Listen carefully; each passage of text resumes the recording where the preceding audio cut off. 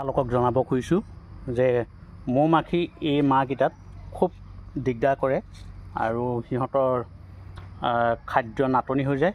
তাৰ ফলত বাৰিষা ছিজনকেইটাত আপোনালোকে ৰস নাকাটিব আৰু চোৱা চিতা কৰিব ভালকৈ। মই কলনী ডিভিজন কৰি আছোঁ। কলনীবিলাকৰ এয়া অৱস্থা চাওক আপোনালোকে, কন্দুৱে কিমান সমস্যা কৰিছে।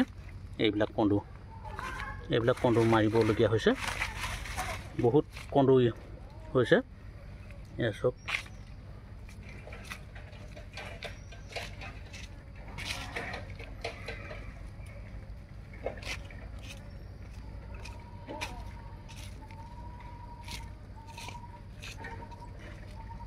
এয়া দিন্দা হৈছে, দিন্দা হৈ আছে। এতিয়া মৌ মাখিখিনিক মানে বহুত অশান্তি কৰিছে। সেই অশান্তি হোৱা মৌ মাখিবিলাকক ভাল ধৰণে থাকিবৰ কাৰণে মই কন্দুবিলাক মাৰি পেলাইছোঁ।